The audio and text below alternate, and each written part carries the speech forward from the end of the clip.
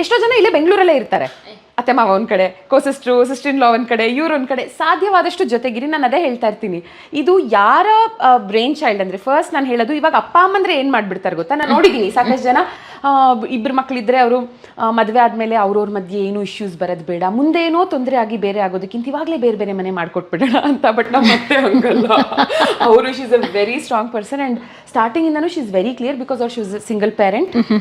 ಅವರು ಒಬ್ಬರೇ ಗಟ್ಟಿಗಿತ್ತಿಯಾಗಿ ನಿಂತು ಅವರಿಬ್ಬರು ಮಕ್ಕಳನ್ನ ಸಾಕಿದ್ರಿಂದ ಅವ್ರಿಗೆ ಜೊತೆಲೇ ಇರಬೇಕು ನನ್ನ ಮಕ್ಕಳು ಅನ್ನೋದಿತ್ತು. ಅವ್ರು ಇವಾಗಲೂ ಹೇಳ್ತಾ ಇರ್ತಾರೆ, ನೀವು ಏನಾದರೂ ಕಿತ್ತಾಡ್ಕೊಳ್ಳಿ, ಏನಾದರೂ ಮಾಡ್ಕೊಳ್ಳಿ, ಮಾತು ಬಿಟ್ಟರು ಚಿಂತೆ ಇಲ್ಲ, ಒಂದಷ್ಟು ದಿನ ಮತ್ತೆ ಮಾತಾಡ್ತೀವಿ, ಏನೇ ಆದರೂ ನಾನು ಬದುಕಿರೋವರೆಗೂ ಎಲ್ಲ ಜೊತೆಗಿರಲೇಬೇಕು ಅಂತ. ಸೊ ಆ ಥರ ಮನೆ ಯಜಮಾನಿ ಅಥವಾ ಯಜಮಾನ ಹೇಳಬೇಕು.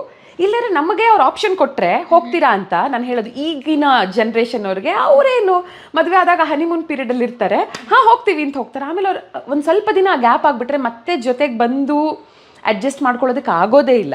ಅಂದ್ರೆ not to talk about caste, but ಇಬ್ರದ್ದು ಬೇರೆ ಬೇರೆ ಇದಾಗಿರೋದ್ರಿಂದ ಇಲ್ಲ ಆಕ್ಚುಲಿ ಆತರ ಥಾಟ್ ಇರಲಿಲ್ಲ. ಬಟ್ ಹೇಳಿದವನು ನೀನು ಫ್ಯಾಮಿಲಿಲಿ ಅದೊಂದು ಥಾಟ್ ಇತ್ತು. ಫುಲ್ಲು 100% ನಾನ್ ವೆಜಿಟೇರಿಯನ್ಸ್, ನಾನು 100% ವೆಜಿಟೇರಿಯನ್. ಆಮೇಲೆ ಕ್ಲಾಶಸ್ ಬೇಡ, ತೊಂದರೆ ಅಂದ್ರೆ I think he was taking his time ಅಷ್ಟೇ. ಇಲ್ಲ ಇಲ್ಲ ಅಂತಿದ್ರು.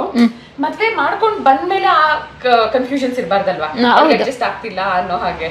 ಅದಕ್ಕೆ ಬಟ್ ಆಮೇಲೆ ನನ್ನ ಬಗ್ಗೆ ಗೊತ್ತಾಯ್ತು, I am the most adjusting person of this world ಅಂತ. ಅವಾಗಲೂ ಇವನು ಒಪ್ಪಿದ್ದಲ್ಲ.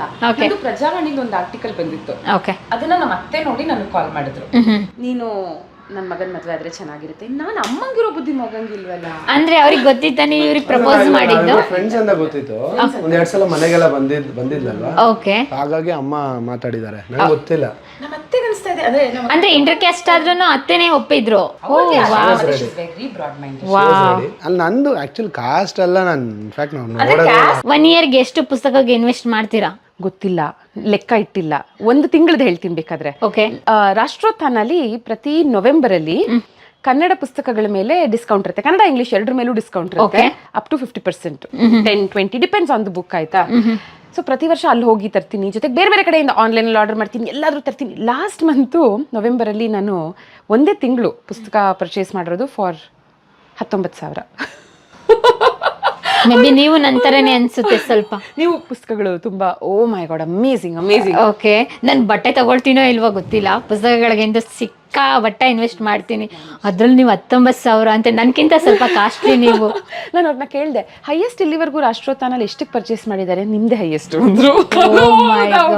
ಬೇರೆ ಹೆಣ್ಮಕ್ಳಾಗಿದ್ರೆ 1 ಗ್ರಾಮ್ ಗೋಲ್ಡ್ ಬರುತ್ತೆ ಅಥವಾ 2 ಗ್ರಾಮ್ ಗೋಲ್ಡ್ ಬರುತ್ತೆ ಅಂತ ಸೇವಿಂಗ್ಸ್ ಮಾಡಿದ್ರೆ